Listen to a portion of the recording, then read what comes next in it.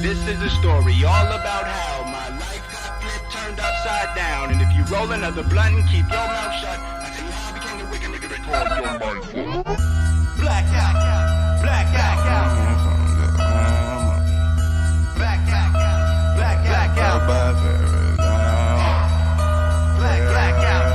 blackout, blackout, yeah. Hey, blackout, man. They speak highly of me when I raise my voice. I gotta shoot a fucking free throw to make my point. My wittiness, leave them stuck in the... Yeah. So I appreciate that, y'all. Alright. I head back to my classroom in total bewilderment. Why does Akira have to operate without rhyme or reason? She was completely fine up until the very end. Then out of the blue, she just snapped. Either way, I did have fun. Akira's antics really cleared my mind. I just wonder why she's acting so strangely. And shit, I thought Ryu versus Mizaki was gonna happen. Might end up being Akira versus Ryu. Like, shit.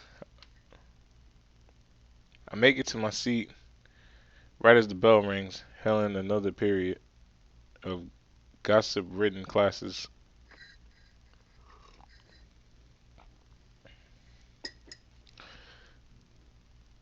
Actually, let me save on that.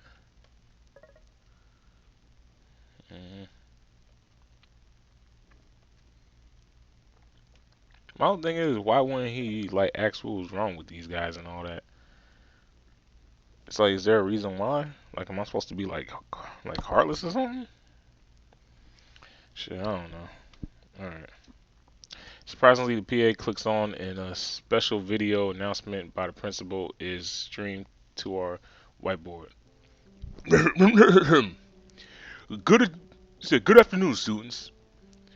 As you are well aware, we have found ourselves in a most tragic and bewildering turn of events. We request that throughout the following circumstances you remain calm. I repeat, remain calm. Rest assured that above all else, the Academy prioritizes your safety. First matter, we are empathetically request that you refrain from any communications with the media. Our faculty and our partners are diligently working to solve the matter at hand and will deal with the questions aimed their way. Secondly, classes will continue as scheduled. Please do not neglect your studies. Special security is employed to keep you safe. Thirdly, in order to best ensure your security, curfew has been moved from 11:30 to 7 p.m. Please consider this timekeeping when you make plans. Try to refrain from being out of the school when alone. I expect groans from the whole student body or whatever. What I find interesting is the implications of a harsher curfew when all the disappearances have been taking place inside campus after curfew. Maybe they're just trying to hide the truth. Please keep security measures in mind as you plan your day. In accommodation, your dormitory, recreation rooms, exercise room, and practice rooms will be open for 24 hours. Off-campus students are strongly advised to adhere to similar guidelines. Thank you for your patience. The video shuts off, leaving the classroom in silence. Our teacher rises to the front of the room, visibly shaken. Well, that was very informative. Let's continue. I glance over at Yakihiko, his face completely blank, but I can see his knuckles turning white against his desk. Unfortunately, right as I attempt to start the conversation, the teacher calls on me. By the time I remember my original intention, school's already ended. Yakihiko bolts from his seat. Oh my goodness, I keep hitting that damn button. Yeah, so he bolts from the seat and I assume he dips. Even Elizabeth splits from her groupies before I can catch her. I spend a few moments still silent in my chair. Alone. Completely alone. Have you seen Beth? I jerk upright and come face to face with Natsuki Tanaka. She's smiling, stand upright in her pristine, neatly ironed academy uniform. Her eyes bright and clean, and nothing like the girl I met the previous night. I feel a curdle of disgust in the pit of my stomach. Disgust, and if I'm honest with myself, a tinge of fear. You just missed her, but you probably already knew that. And if I did, then I would assume that you wanted to talk to me. Why would I want to do that? You're the one with all the answers. She giggles slightly behind her hand. I get the sickening feeling that she's enjoying this. If perchance you see Beth, do give her my regards. Why don't you tell her yourself? I wonder. She turns on her heel and drifts away. Without another word, I clench my hands against the desk, fighting to keep anger down. She's aggravating. She's insane. She's undefeatable. She's me times 1,000.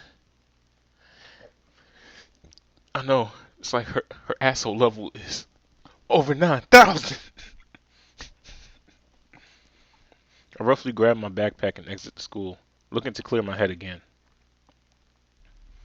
I idly wander into the street, feeling an acute pang of loneliness for the first time in a long, long time.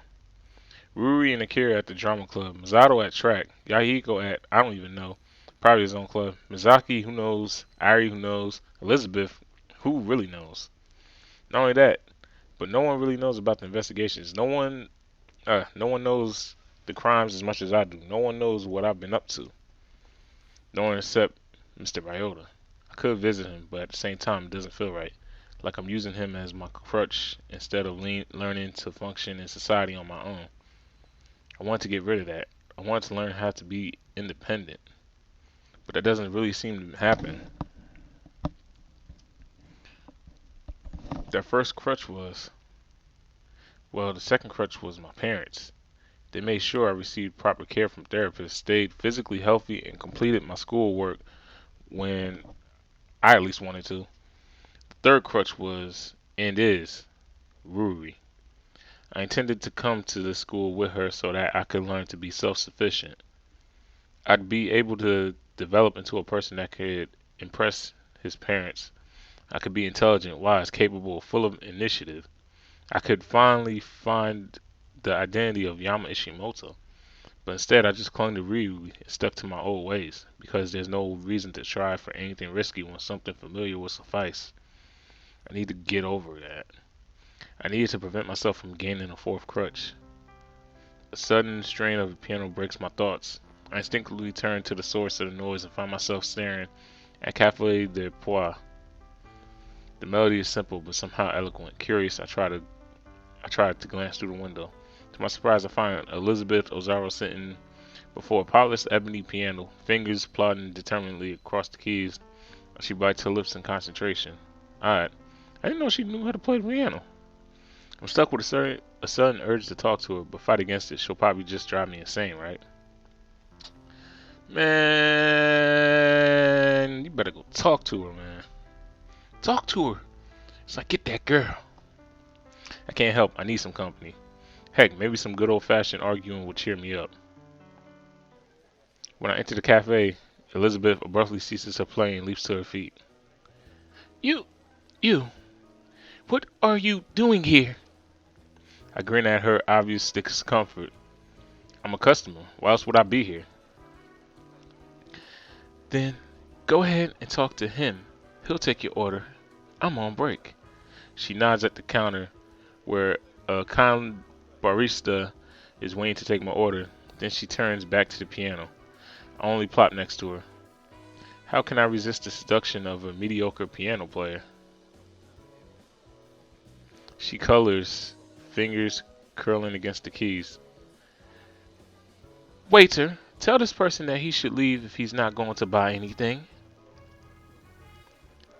Waiter, tell dear Elizabeth Ozawa that I'm about to buy a croissant.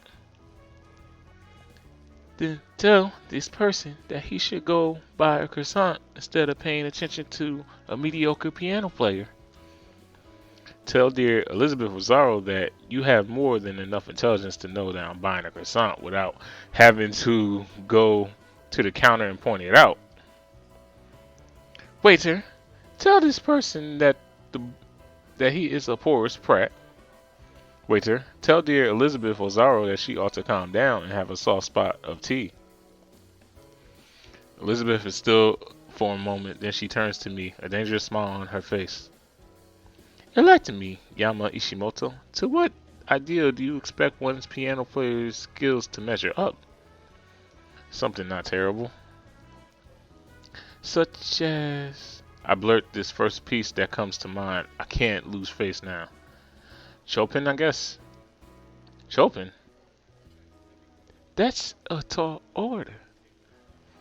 In that case, do you know any person with not terrible piano skills? Many, just not you. Of course, I assume yourself are well versed in piano to be confident enough to judge me.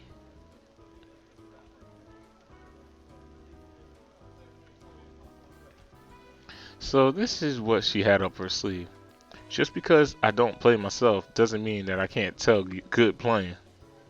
Ah, you must be the same with making friends. I feel her words like a punch to the gut. I have more than enough good friends. Oh? Maybe I'm just not stupid enough to befriend people like you. Well, I could say the same for you. What kind of person am I? She spent a moment in silence, clearly collecting herself for a reply. Lazy, spoiled, rude, insensitive. Surprise, surprise. She rolls her eyes and returns to the piano. I try to find a reply, but before I can make a move, the barista thrusts something at me. Croissant. I stare at the pastry for a moment before I realize what he means. Oh, thank you. No, I'm just kidding. Oh, thanks. The croissant from him dropping some cash in his hands, he returns to the counter. I bite into the buttery croissant as I mumble in Elizabeth's direction. Seems like you had a lot of pent-up anger. What? I was expecting you to threaten me again, as you seem to enjoy doing. I'm feeling generous today. I'd use many words to describe you, but generous isn't one of them. Yeah, you seem to prefer lazy, spoiled, rude, and insensitive. Elizabeth's eyes widen. She studies my face avidly, a clear tilt of confusion to her brow. What? You sounded exactly. She trails, regaining control of herself. Nothing. That didn't look like nothing. She clearly ignores me and sets her fingers to the piano, pressing slowly on the keys. The sweet, simple melody fills the cafe with a relaxing vibe. I settle back, munching on my croissant. Suddenly, Elizabeth starts glaring at me. She starts glaring at me. I'm tripping. Stop that. Stop what? Stop staring at me. You know, I vaguely recall having this conversation before. Because we have. What if I like staring at you? This brings a completely different reaction than I expect. Elizabeth turns a beet red and shoves me away. What are you bloody talking about? Her extreme reaction immediately puts me on the defensive. I was just... You can't just say things like that. What the heck happened to the cool and collective Elizabeth just a few moments ago? It's not a big... Words like that mustn't be thrown around so trivially. What's gotten into you? Nothing.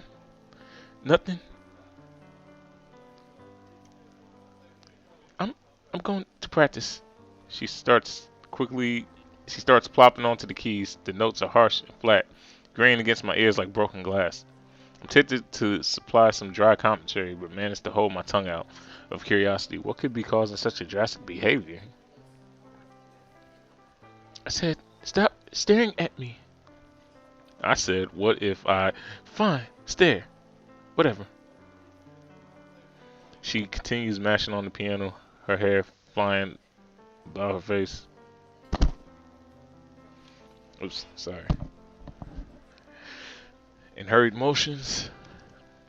After a few moments, though, her tone begins to mellow. She returns to her previous song, slowing her fingers to a tender touch. I sit in silence, passively watching the transformation. As I finish my croissant, I expect Elizabeth to ignore me for the rest of the practice session, but surprisingly, she's the first one to speak. My mother loved the piano. I hold back a teasing comment, intrigued by her unusual mood, and my grandmother said that she used to be good at it.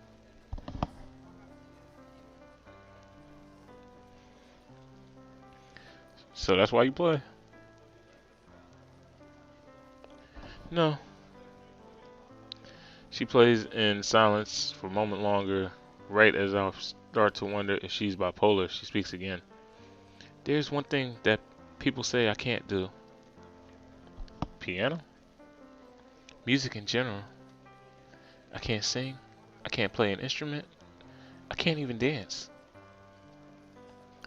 I'm going to change that next year.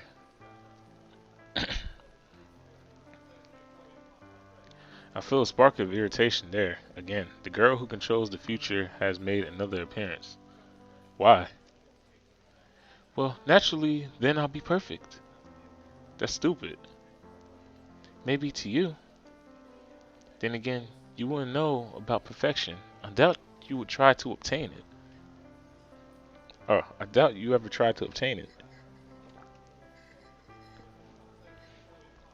I just go in circles with this girl.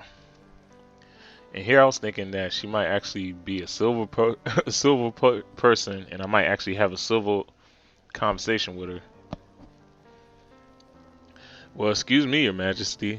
Not all of us lowly peasants can be as as amazing as you. That wasn't what I. Cheerio, good queen.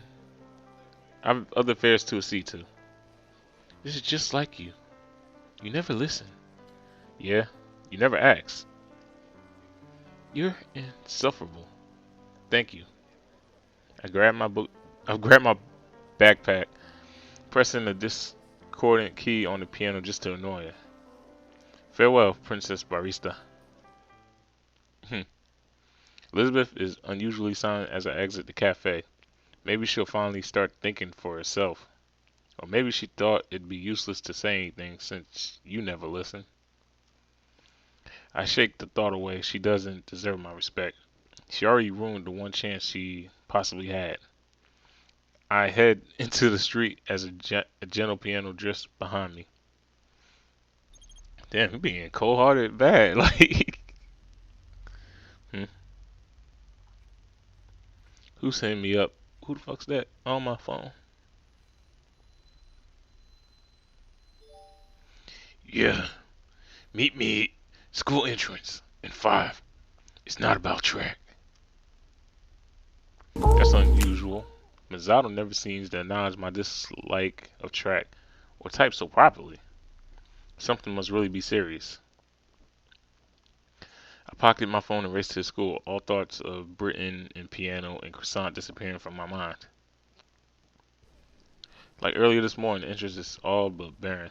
Looks like most of the students are downtown, relishing their pre-curfew freedom.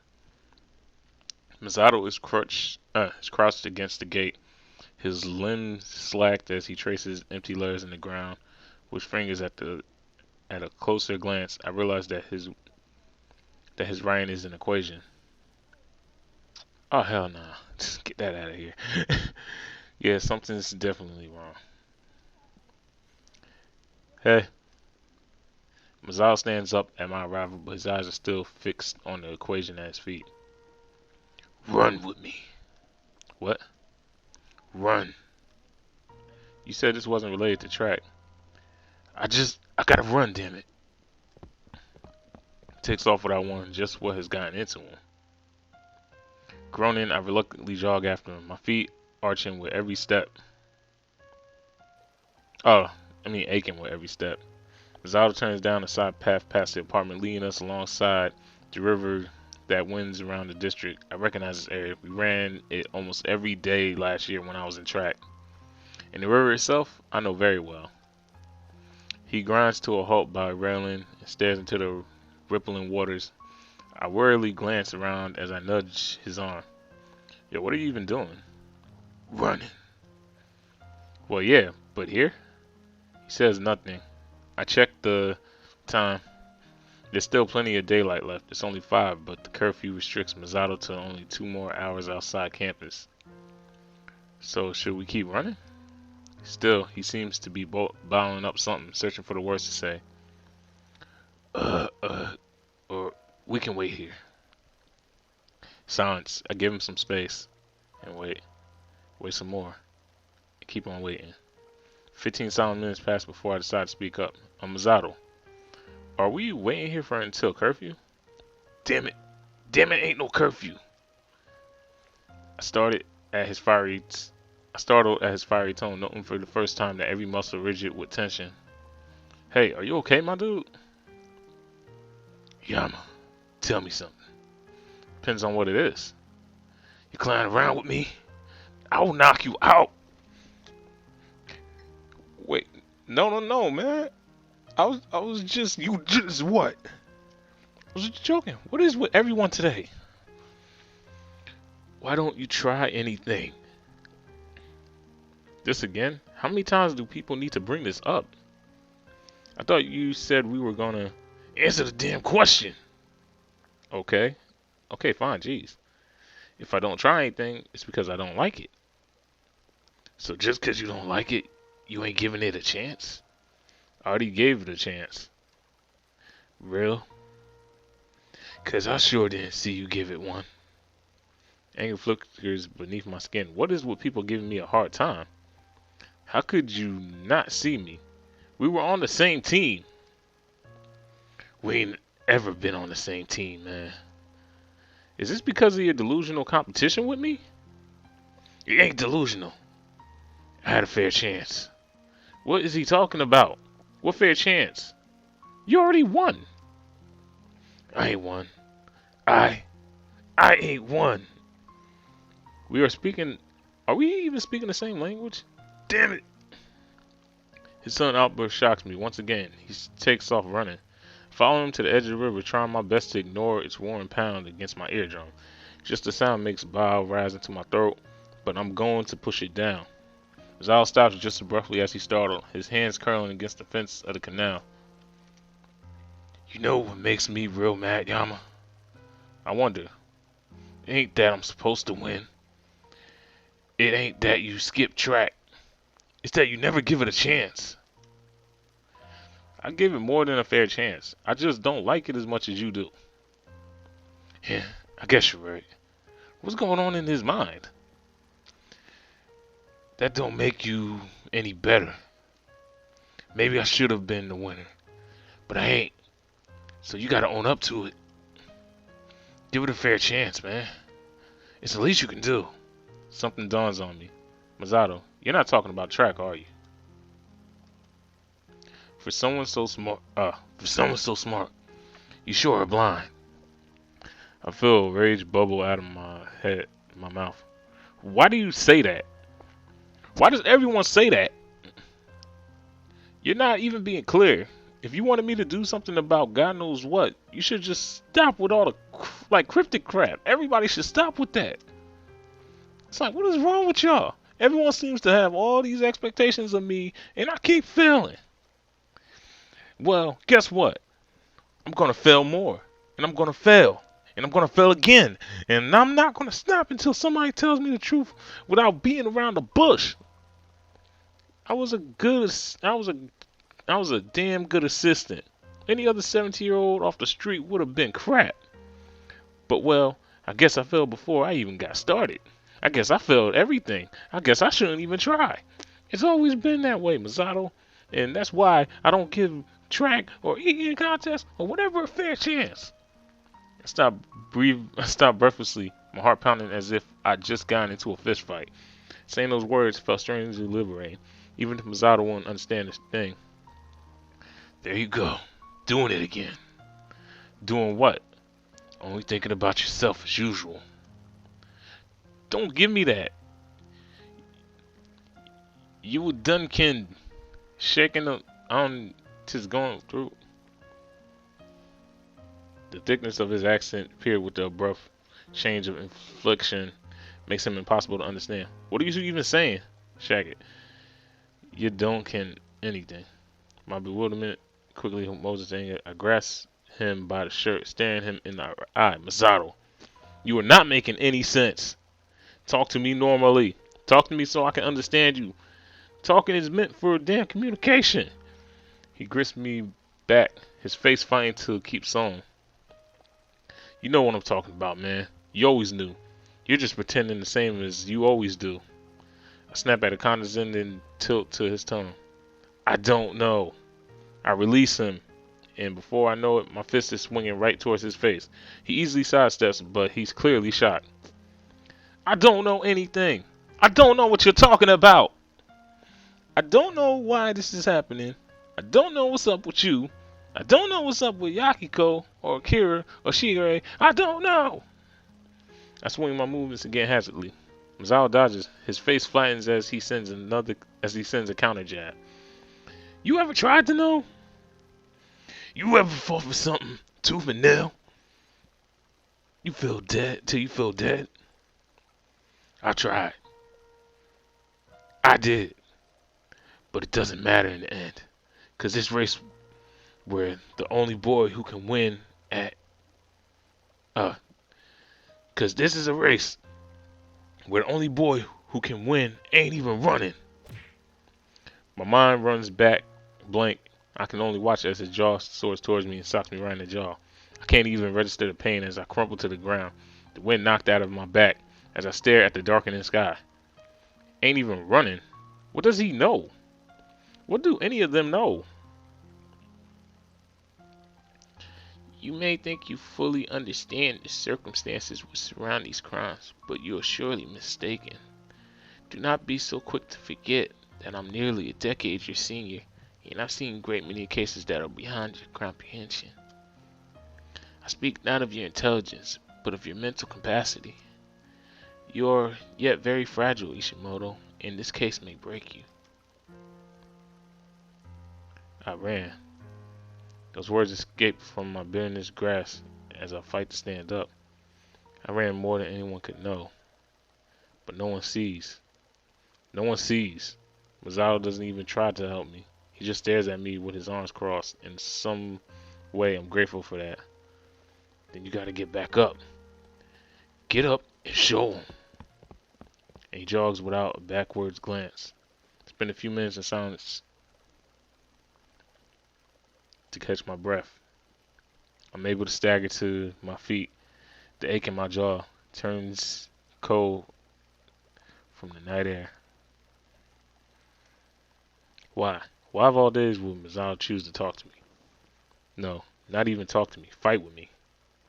I've never seen him so intense before, not even when it comes to track. What could have possibly invoked such a response? I shouldn't have gotten angry, but not at Masato. He's trying to be honest with me in his own way. I should have stopped to figure out what was wrong, but the words he said. What the heck? Quickly peer over the railing. Even in the dim light, I can make out the head of a brown hair and flailing arms. Someone's in the river. A guy's tears from the surface. As the brown lurches upward, he gasps for breath, then reemerges. He'll drown if I don't get him out. I tighten my grip against the railing, shaking off my shoes, tossing my jacket to the side. My hands are clammy against the sleeves of the water. Calm down, just water. I can handle a little water. I take a deep breath and moisten myself, diving clear into the river. Remember the lessons. Cold, slimy liquid surrounds me, sticking every inch of my legs, blah, blah, blah. No way out. Panic swells up in my throat. Grab my jaw. I push myself blindly in the boy's direction. My legs flailing through the undercurrent. Remember the lessons. Remember. Lift. Breathe. Scoot. Breathe. The undercurrent simply jerks the life through me to a pinwheel, a grasping violent. Of any instability? No. No. Something grips the edge of my shirt and drags me down. A hand. Is he grabbing me? No. Water floods my nostrils, burning my throat. My vision spins to black. I'm home. Misu. Hey, Yams. Hey, Where's Mom and Dad? Shopping again? Food, a new cookie recipe. Did they make dinner? When they get back? Oh, they said they would when they get back. Oh, when they say they get back. Okay, guess we're making dinner. Wait, what? Look, Yams. There's noodles, spinach, carrots, mushrooms, chicken. Let's make let's make noodle soup. We're not tall enough to cook on stove, sis. Hey, let's stand on boxes. Boxes. What if they break? They won't break. Probably. Here, I'll get them from the garage. Misu. Perfect. Here we go. They're big and perfect. Isn't that a bad thing? We can do whatever. We can do anything if we try hard enough, Yams. Okay. First we need to fill the pot with water. You get this end, I'll get that end. So heavy. Oof. Whew, see? That wasn't so bad. How do we turn the stove on again? I don't know. Helpful Yams. This. Oh, I know. This. Turn the knob, but it won't turn on. Maybe it's broke. Here's a box of No! Please, no. Okay, let's just strike it like that. No! Oh, the carpet's on fire. Whoopsie. It's okay. Look, a little water. It's gone. Let's try it again. Please. And there. Okay, turn the stove high and stand back. No! What are you doing? I'm gonna toss the match at the stove. 3. No! Come on, yo. 2, 1. See? I told you it would work. No!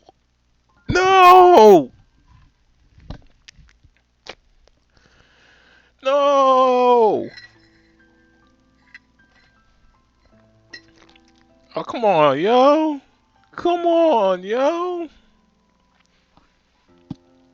Now, class, let's try learning how to pronounce some more of these tough words. Open your textbooks too.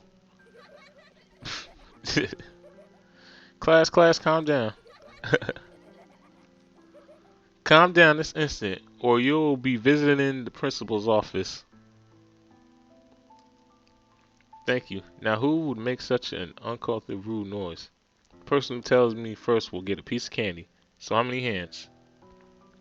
He's like, oh wow, so many hands. It was Yama! Yama Ishimoto, is it true? No. Don't lie to me. Lying isn't nice, Yama. I'm not. Yama, do you want to go to the principal's office? Yuko says she saw you. We know you did it, Yama. But I didn't. Don't take that tone with me, young man. You're going to the principal's office. But Mr. Kawagachi, Yama was being a disturbance in class and would not stop lying about it.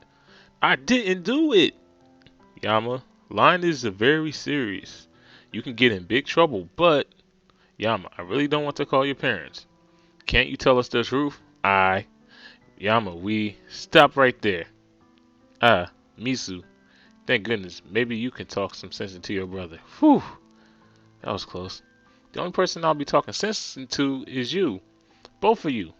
Misu, I don't appreciate this disrespectful attitude. You're adults. You should know better. What if Yuku was lying, huh? She lies all the time. How dare you? Yuku is my top student. Yeah, so she knows she can get away with it. Misu Ishimoto, I will not stand for this. You are being incredibly rude. And you're being incredibly unfair. Yama didn't make bad noises. And he definitely wouldn't lie. That's it. I'm calling your parents. They need to teach you some proper respect. You want my respect? Then earn it. Come on, Yama. We're going home. Okay. How much longer?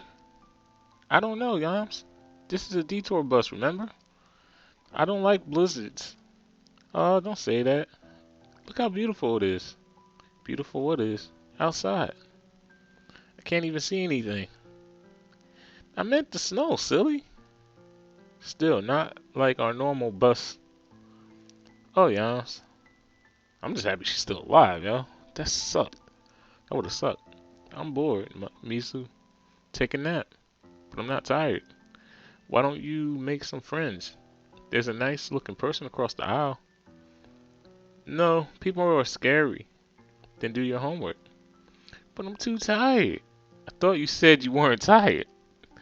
I I changed my mind. Come on, Yams. Be a big boy. Look into the Rainbow River. Isn't it pretty? Rivers are boring.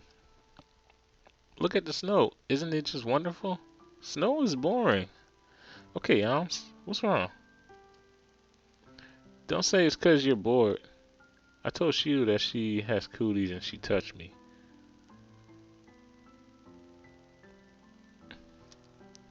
What? What if I get cooties, Misu? Then I'll die and I won't be able to get the new Regal City blocks next week.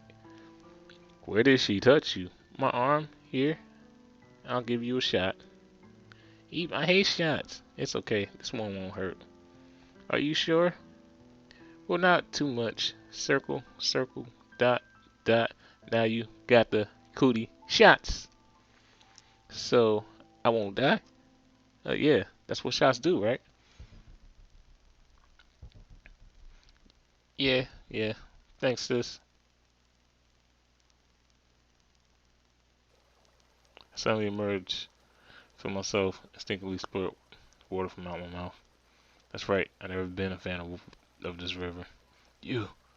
Slap arms, from hand slaps arms against my back.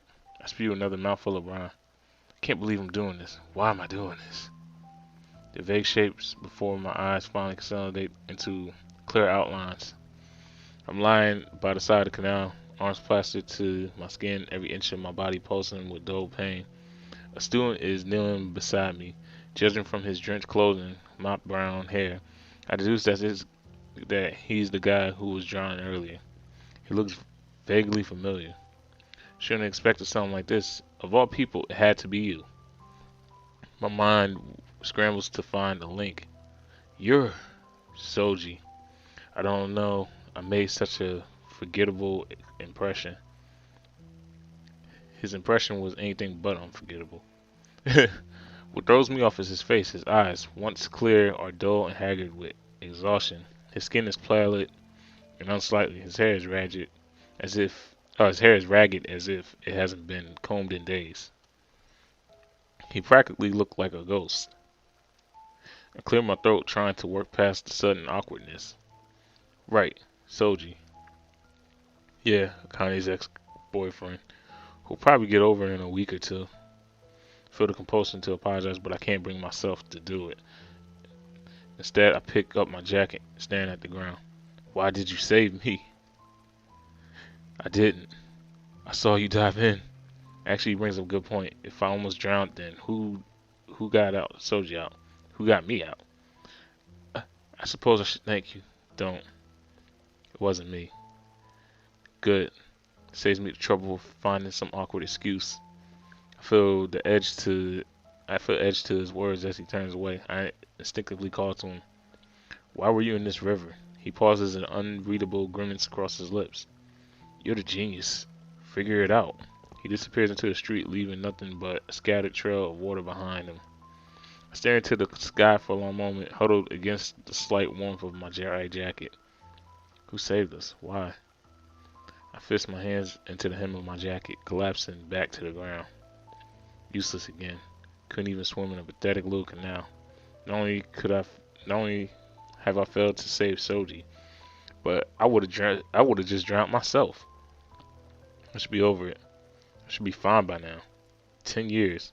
I lace my fingers to the sparse of my of the grass by my head until it digs into my skin. Too many names. Soji, Yukiko, Misato, Misu. Can't do anything about them. You're the genius. Figure it out. I sit up abruptly. A sudden possibility crossing my mind. Could Soji have been the next target? Maybe the murderer was trying to drown him. Maybe he knew something about the murderer. But why wouldn't he tell anyone? I sink to the ground, back to square one. I don't know why Soji was in the river. I don't know why Misato's suddenly upset. I don't even know who saved us from drowning. I really hoist myself to my feet and shoved my shoes over my soggy socks. The journey to my apartment is only filled with more questions. Alright, so with that, I'll catch y'all going to the next episode.